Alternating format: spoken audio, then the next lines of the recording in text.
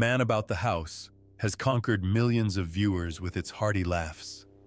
But behind the halo of the screen are the real-life tragedies of the talented cast. From broken marriages, struggles with addiction, to sudden deaths, their lives contain secrets that shock fans. Let's explore the tearful journeys of the deceased stars and pay tribute to the legacies they left behind.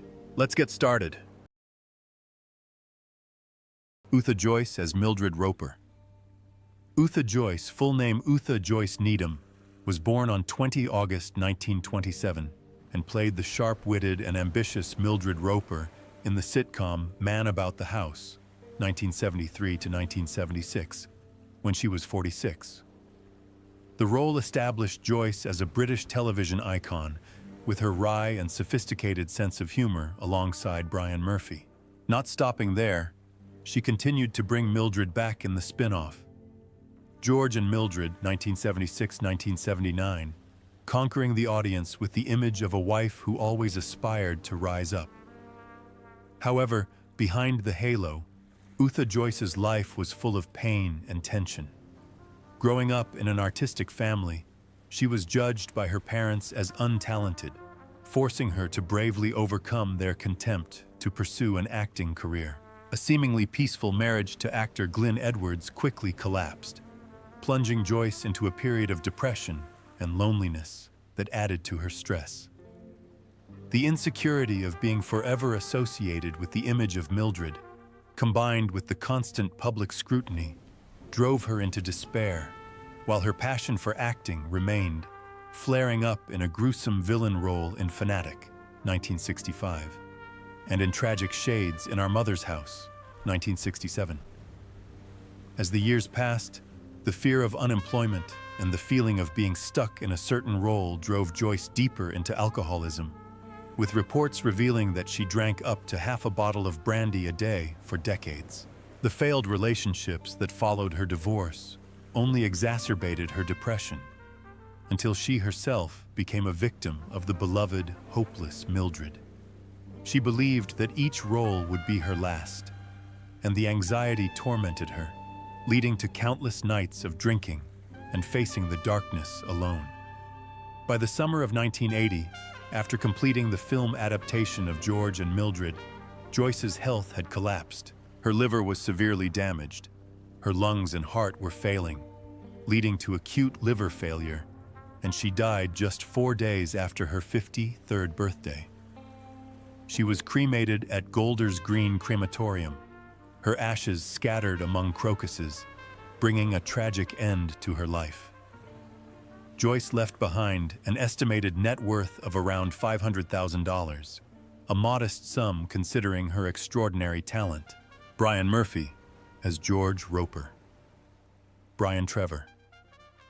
John Murphy, born 25 September 1932, made a strong impression when he played George Roper, a bumbling, simple-minded husband, easily dominated by his wife but full of comic charm, in the series Man About the House, 1973 to 1976, when he was 41 years old.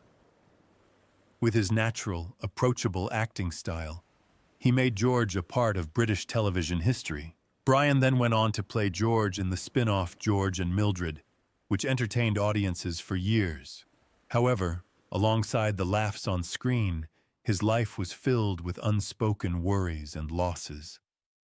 Brian's childhood was haunted by the pain of losing 2 older brothers in World War II, a tragedy that left him feeling empty and insecure as he grew older. Starting his career with small, low-paid stage jobs, he struggled to make ends meet and at times thought of giving up acting to sell insurance. It was only a surprise role in Alcock and Gander, 1972, that opened a way out, although the daily burden of making a living still haunted him, causing sleepless nights with the fear of losing his career and not being able to provide for his family. Marriage did not bring Brian a peaceful shore either. His first relationship with Carol Gibson, which lasted more than 2 decades, ended in the 1980s, leaving him with lingering doubts and deep loneliness. The pain was compounded when his co-star and on-set soulmate Utha Joyce died suddenly in 1980 from alcoholism. Brian struggled to recover before finding his faith again with his second wife, Linda Reagan, and gradually made a name for himself with the film Last of the Summer Wine, 2003-2010, although his heart still bore many silent scars. In his later years, even in his 90s, Brian continued to passionately pursue his acting career and was preparing to appear in a film with his wife in mid-2025 when he was suddenly diagnosed with bone cancer. Just 3 weeks later, he passed away on February 2nd, 2025, at the age of 92. Brian Murphy is estimated to have left behind a net worth of around $2 million, a worthy figure for a long and enduring career. Doug Fisher as Larry Simmons. Douglas Marjoribanks Fisher was born on 20th September 1941 in London and made a strong impression when he played Larry Simmons, the humorous, cheerful, and somewhat mischievous neighbor in the sitcom Man About the House, 1973 to 1976, when he was 32 years old. Throughout 27 episodes, Doug Fisher made Larry an indispensable part of the legendary trio alongside Robin and Chrissy, leaving an indelible mark on the audience. Fisher's humorous and generous role as Larry received much praise in the history of British sitcoms during the 1970s. But behind the laughter, Doug Fisher's life was full of turmoil and suffering. Coming from a background without formal training in drama, he always had to try his best to prove himself, which made him put his career above his family. Both of Fisher's marriages ended in bitterness, leaving cracks in his relationship with his children and causing him to carry a heavy sense of guilt that lasted for years. Although he found another chance at success with his role as Jim Medhurst in London's Burning, 1988 to 1993, he was unable to find the warmth of a family, gradually becoming lonely and withdrawn from the limelight.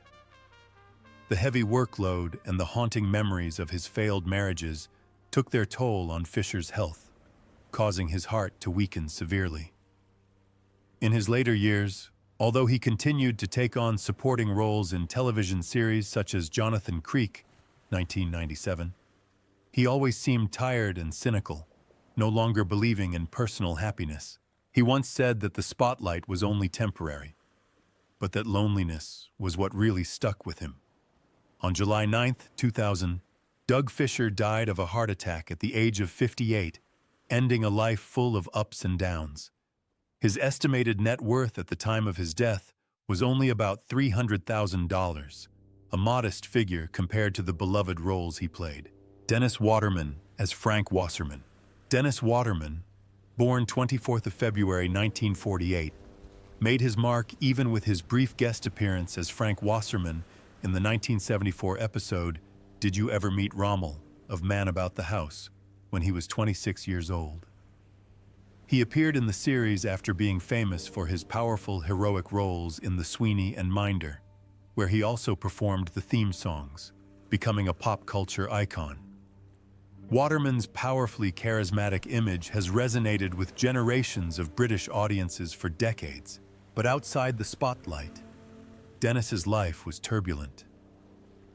He had 4 marriages, most notably to actress Patricia Maynard, the mother of his 2 daughters, including Hannah Waterman, which ended bitterly due to conflicts and distance.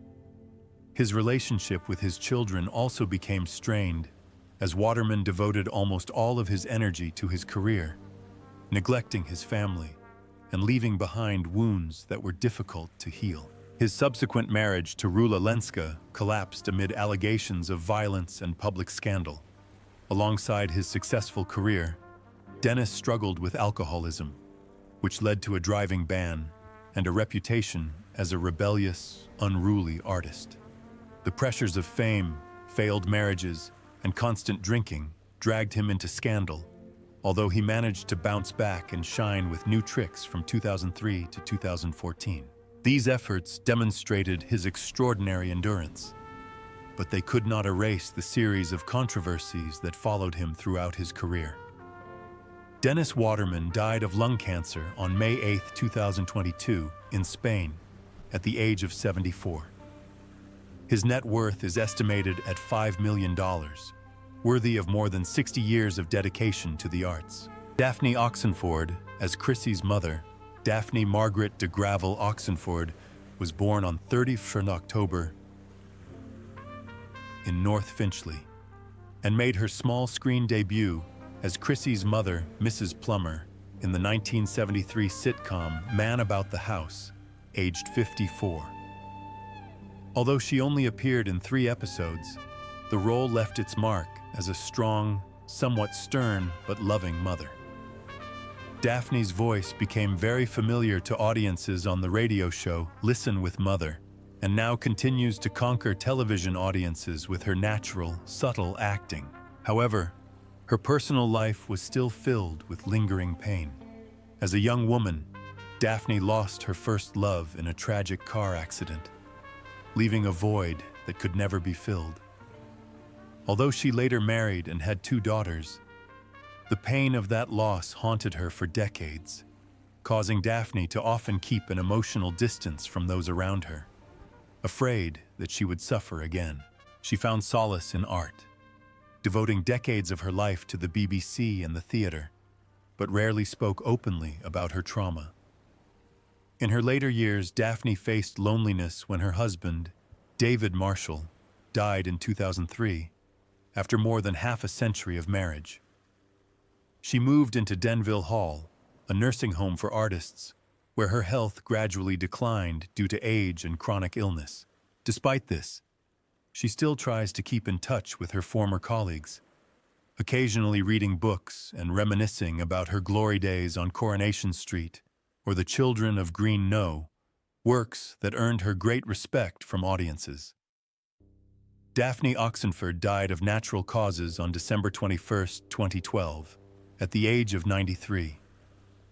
Her net worth is estimated at $400,000, a modest figure, but a true reflection of a life devoted to the arts. Roy Kinnear as Jerry Roy Mitchell. Kinnear was born on 8 January 1934 and made his small screen debut in Man About the House in 1974, aged 40, as Jerry, a humorous, sharp-tongued supporting character who often provided the laughs during the show's tense moments. Despite his infrequent appearances, Kinnear's Jerry made an impression with his charismatic performance and his chemistry with the main cast, cementing his reputation in British comedy. Behind the affable on-screen persona, Roy Kinnear was under great pressure as his career became increasingly demanding, leading to frequent family tensions. His marriage to Carmel Cryan was stable but challenging, especially as they spent much of their time caring for their severely disabled daughter. He constantly struggled with his responsibilities as a father and husband, and the demanding demands of the entertainment industry, often leaving him exhausted and estranged from his loved ones. Despite these personal stresses, Kinnear continued to thrive in his career, appearing regularly in major projects such as Willy Wonka and The Chocolate Factory, 1971, and The Three Musketeers film series, 1973. However, the hectic filming schedule led to a tragic disaster when Roy fell off a horse and was seriously injured during the production of the sequel to The Three Musketeers in Spain in 1988. The aftermath of the accident claimed his life just one day later, ending his artistic journey at the age of 54. Roy Kinnear left behind a net worth of approximately $1 million, reflecting a long and prolific film and television career, but also one that included great sacrifices. The day he passed away was a huge shock to his fans, because his talent and humor are still considered an extremely valuable legacy, and he is deeply missed by the public who loved him. Peter Jones as Mr. Morrison. Peter Jeffrey Francis Jones was born on June 12, 1920, and appeared in Man About the House in 1975 at the age of 55, as Mr. Morrison, a supporting character who brought charm, courtesy, and a touch of irony to the popular comedy. With extensive experience on stage and radio, Jones skillfully created a Mr. Morrison, who was both stiff and very likable, providing humor to the chaotic apartment scene. Although he was loved by the audience for his distinctive voice and natural acting, Jones's personal life was filled with loneliness. Growing up without a father, he was forced to learn to be independent from a young age, but it also left an emotional void that was difficult to fill. After getting married, his married life was not without its ups and downs, eventually ending in divorce and leaving many regrets. Jones also suffered the shock of losing his lifelong friend, a trauma that would have a profound impact on his mental health in his later years. Although he continued to perform in popular radio roles such as The Hitchhiker's Guide to the Galaxy, his health gradually declined, forcing him to battle leukemia and heart disease, while his loneliness grew with age. Peter Jones died in 2000, aged 79, from complications of sepsis following surgery. His net worth at the time of his death was around $400,000, a modest figure compared to the enormous artistic legacy he left behind, a testament to a career full of effort, but also quiet and marked by much pain throughout his life. Hilda Braid as Mrs. Holland. Hilda Braid was born on the 3rd March 1929 and joined Man About the House in 1976, aged 47, as Mrs. Holland, a brief supporting character who brought a profound, stern, and charming older woman to the chaotic life of the tenement. With a background in RADA and a strong stage background, Braid skillfully brought the character to life with realism and vibrancy, winning the hearts of audiences despite her limited screen time. Hilda Braid was a strong woman on stage and screen, but behind that was a deep wound. Her father's early death left her with constant anxiety and a vulnerable heart. Her marriage to actor Brian Badco later fell apart, leaving her to shoulder the burden of raising her children alone, while also managing a strained relationship with her daughter Caroline. The pain did not stop there. When her younger brother died in the early 1990s, a blow that took Braid years to recover from. Although she continued to give her all through numerous television roles, notably as Nana Moon in EastEnders, her health and memory began to fail, leading to inevitable setbacks in her career. In her later years, Alzheimer's disease seemed to plunge her into even deeper loneliness and loss. Braid died in 2007 at the age of 78, after a long illness in a nursing home. At the time of her death, she left behind an estimated net worth of $200,000, a modest sum given a long and dedicated artistic journey that brought with it both joy and pain in the resilient heart of an artist. Jeremy Bullock as Derek Sutton Jeremy. Andrew Bullock was born on February 16, 1945, and appeared in Man About the House in 1974 when he was 29 years old.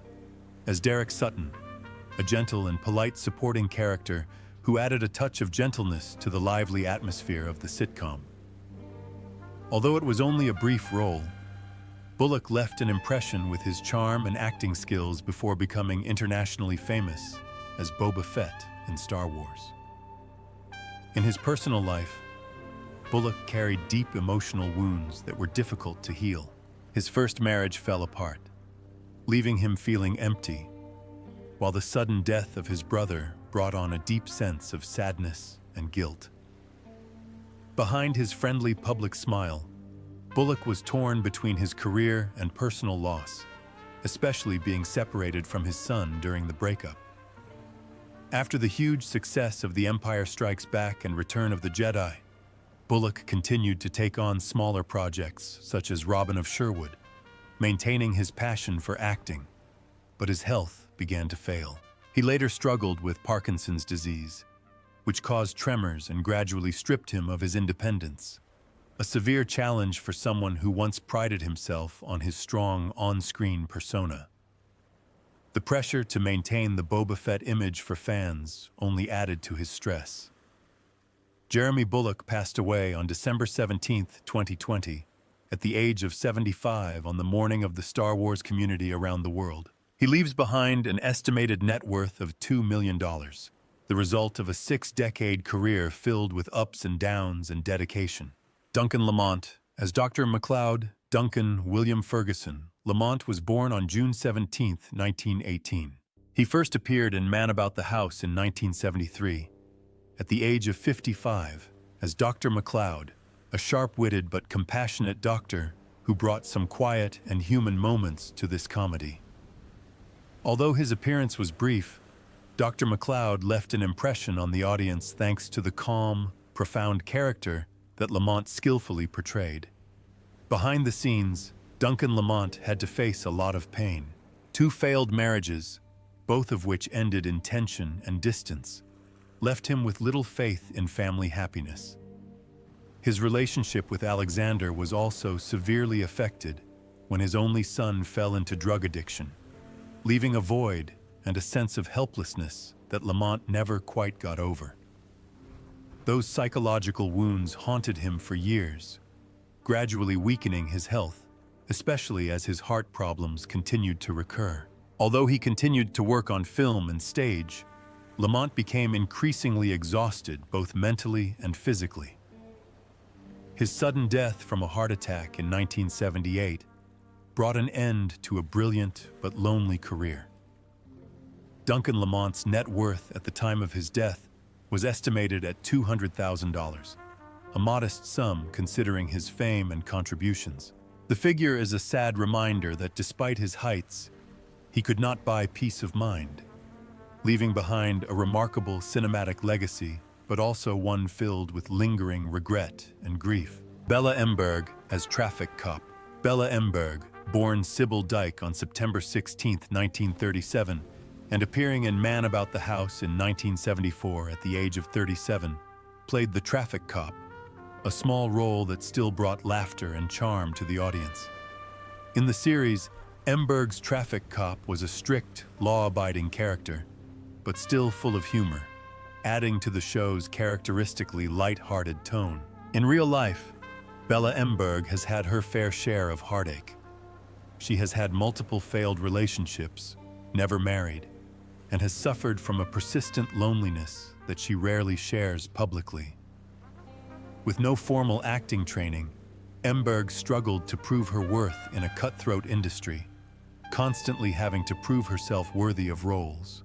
Feelings of alienation and pressure from her career sometimes pushed her into a mental breakdown. However, Bella bravely pursued her passion for acting, leaving her mark on popular comedy shows such as The Russ Abbott Show, 1980 to 1996, and Bear Behaving Badly, 2008-2010. But behind the spotlight, her health gradually declined, along with emotional struggles that she tried to hide. A career spanning 6 decades could not fill the emotional void, leaving Emberg immersed in lingering regrets and reflections. She died suddenly on January 12, 2018, at the age of 80, of alcohol poisoning, shocking the public. Her estimated net worth was around $300,000, reflecting her enduring career but limited finances. Ian Lavender as Mark. Arthur Ian Lavender was born on February 16, 1946.